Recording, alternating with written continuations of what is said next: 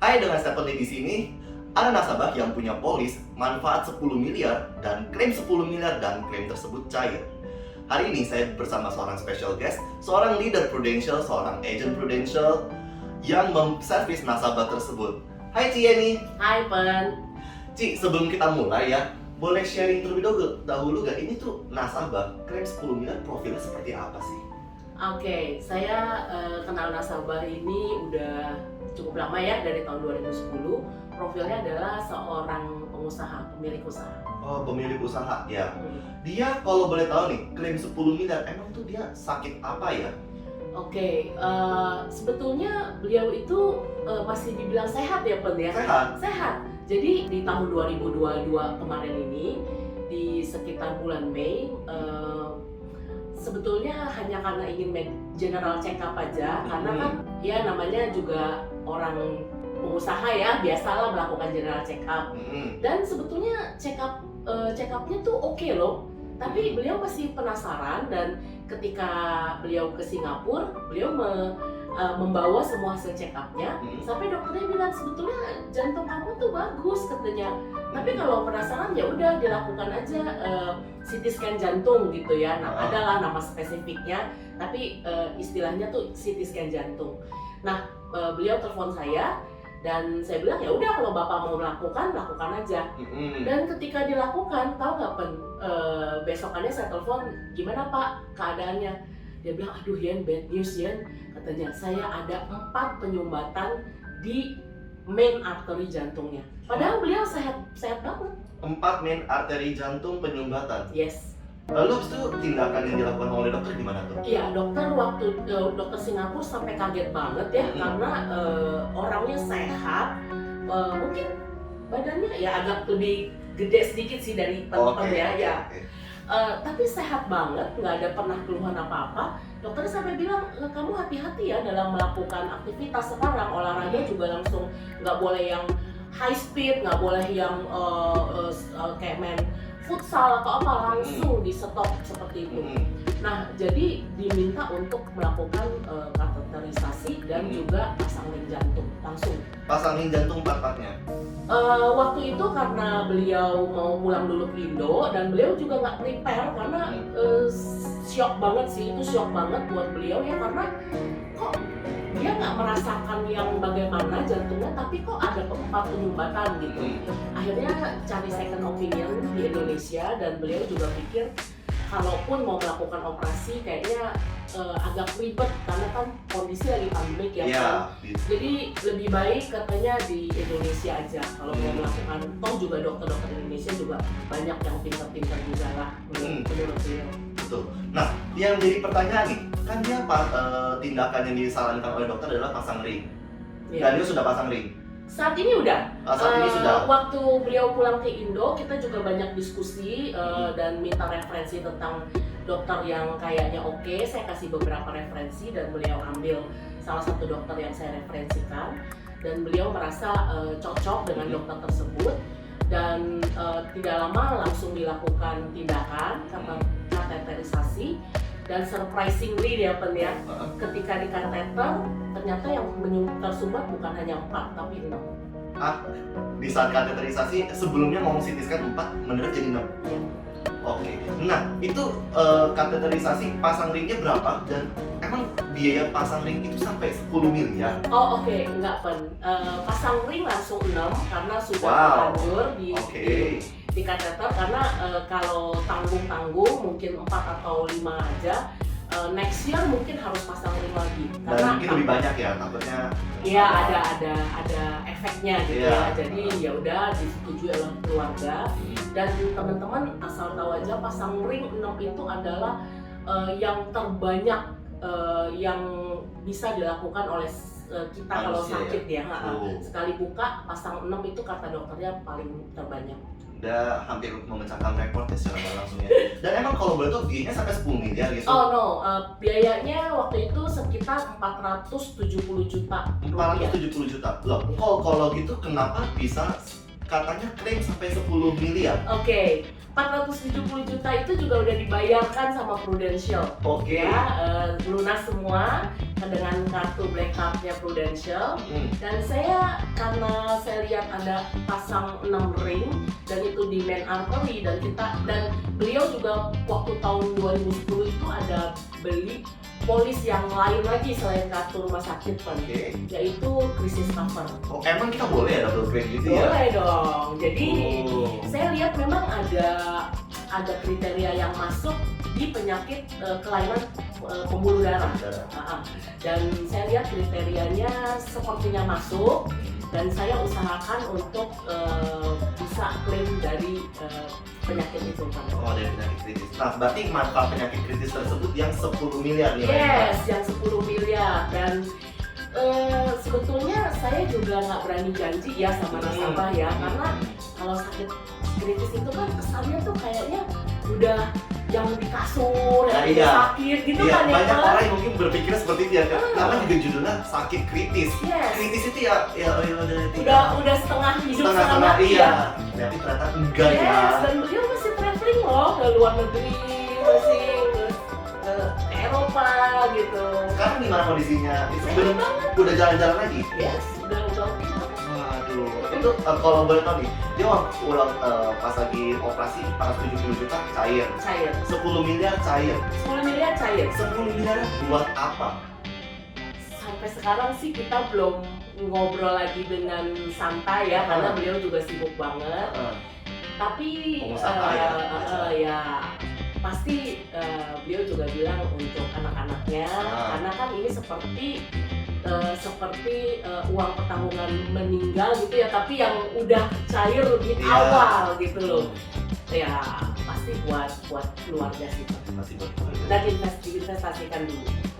Betul. Karena uang 10 miliar nganggur juga sayang ya. Sayang banget. Nah, kalau boleh tahu dulu pas pertama kali nasabah buka polis tersebut, itu dia kepikiran tujuannya untuk apa, atau si Yeni menginformasikan tujuannya untuk apa? Memang kita kalau sama nasabah tuh sebaiknya dan sangat perlu untuk fact finding apa kebutuhannya nasabah. Ketika saya ketemu sama nasabah dan kita ngobrol-ngobrol, saya melihat bahwa kebutuhan atau masalah yang ingin diatasi oleh nasabah tersebut adalah masalah kalau sampai terjadi sakit kritis. Kalau sampai terjadi sakit kritis perlu uang yang lumayan besar. Nah, ini yang problem sih buat nasabah. Jadi saya lebih mengarahkan ke pertanggungan sakit kritis. Itu seperti itu. 10 miliar preminya emang nggak berat ya? Oke, sebetulnya nasabah ini ada upgrade.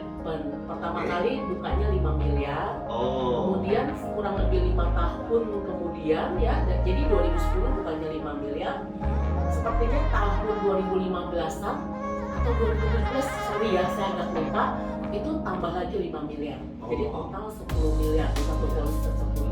Nah, kenapa bisa tambah seperti itu? Karena beliau juga punya pemikiran inflasi semakin lama semakin tinggi. Jadi kalau tahun ini mungkin 5 miliar cukup untuk sakit kritis, mungkin tahun-tahun berikutnya nggak cukup. Karena kan penyakit kritis itu bukan hanya untuk memenuhi saat sakit doang, tapi bagaimana melanjutkan kehidupan ketika terjadi sakit kritis sehingga seseorang tidak mampu bekerja dengan optimal lagi. Nah, itu yang dipikirkan oleh nasabah tersebut. Saya setuju banget sih, karena memang kalau sakit kritis secara langsung pemikiran awalnya adalah kita tidak bisa lagi produktif, betul ya. Makanya dia akhirnya berpikir untuk menambah. Soal premi ya tadi. Betul, saya juga ada lupa. Soal premi 10 miliar, preminya hanya sekitar 25% 25% untuk keseluruhan dari keseluruhan dibayarnya. Tapi karena beliau sudah bayar full ya, dan ada uang yang diinvestasikan karena ini unit link, preminya itu seperti dikembalikan. Oh ya? Yes. Jadi dalam artian nilai tunai investasi yang biasa orang bilang-bilang itu ada duit segitu juga? Tidak segitu. Dari 2,5 M ada nilai tunainya sekitar 1,9 miliar. Wow, bonus tambahan lagi ya? Iya. Enak juga kalau kayak gitu ya. Ya, jadi kalau orang bilang, beli unit link rugi ini itu, mungkin karena kurang mengerti. Mm-mm. Saya bilang this is the beauty of unit link. Jadi seakan-akan yang dikeluarkan nasabah preminya itu hanya sekitar 600 jutaan. Ya kalau dihitung-hitung dengan nilai tunai yang dia ada saat ini ya. Ya. Dan polis tersebut apakah masih aktif atau sudah tidak ada karena sudah manfaatnya sudah keluar Oh, semua. karena manfaat sudah habis semua, Iya. sudah close ya. Iya. Nice banget ya. Iya. Kalau boleh tahu nih, tadi kan klaimnya kan Cieni secara langsung juga bilang tidak menjamin akan bisa keluar secara Iya. langsung. Terus proses klaimnya itu berapa lama ya waktu yang sampai dari ajuin sampai akhir klaimnya cair 10 miliar? Menurutku sih cepet banget sih.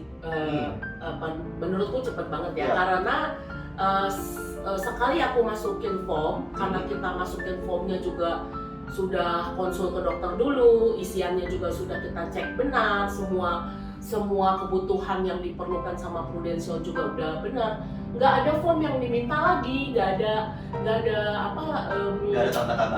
tambahan macam-macam. Tiba-tiba Prudential minta polis asli, terus wow ini good sign sebetulnya kalau minta polis asli ya. Kemudian nggak lama sudah mulai berubah ya di pendingan gitu, sedang ke reas karena kan 10 miliar pasti ke reasuransi. Nah, yes, dan Prudential tuh menggunakan 2 reasuransi. Jadi sebetulnya lamanya adalah karena Prudential mesti mengajukan juga ke reasuransi. Total dari kita ajukan itu 2 bulan uangnya cair semua. 2 bulan aja untuk nilai 10 miliar. Yes. Wow, itu sih cepet loh. Mantap, luar biasa. Cieni, kayaknya interview kita, pembicaraan kita sampai di sini terlebih dahulu ya hari ini. Tapi sebelum kita tutup, boleh nggak sharing kepada yang menonton video ini kiat-kiat untuk mereka? Teman-teman, mungkin calon nasabah atau orang-orang yang mungkin mulai terbuka matanya tentang asuransi ya, karena jujur aja di Indonesia asuransi itu masih kayak sesuatu yang belum menjadi komoditi yang yang utama gitu ya. Masih kayaknya nanti. Bukan primer, bukan sekunder, mungkin tersiari ya. Kayaknya nanti aja lah. Tapi saya mau bilang teman-teman, namanya orang hidup nggak ada yang pernah tahu ya. Hari ini sehat, sampai nasabah saya juga bilang, Pan, Yan, saya ingat loh, kamu dulu waktu ke kami itu menceritakan tentang produk ini. Saya jujur loh ya katanya, dalam hati saya pengen taruh aja polis ini di FDB dan tidak akan pernah saya pakai, walaupun uang pertanggungannya besar. Saya tidak pernah berharap saya akan menggunakan ini. Tapi it happens. Setelah 12 tahun terjadi dan polis itu harus dicairkan. Harus dikeluarkan dari FDB. Yes, harus dikeluarkan, harus diklaim. Dan kalau saya pribadi sebagai seorang tenaga pemasar di dunia asuransi ya, kita along the way sama-sama kita lewati setahun, 2 tahun, 10 tahun, 12 tahun bersama nasabah. Kita lama-lama kedekatannya itu sudah dekat banget dan kita kayak jadi bagian dari mereka dan kita dapat merasakan ketika mereka sakit seperti apa, ketika kita bantu mereka klaim seperti apa, kita menjadi bagian dari mereka. Dan it's a good, I think it's a very good job in insurance. Jadi teman-teman, asuransi sesuatu miracle lah buat saya. Terima kasih atas kiat-kiatnya ya, pesan-pesan buat yang menonton video ini, baik tenaga pemasar, nasabah maupun calon nasabah Prudential. Terima kasih atas waktunya Cieni, sampai ketemu di kesempatan berikutnya. Thank you, Pan. See you. See you juga semua.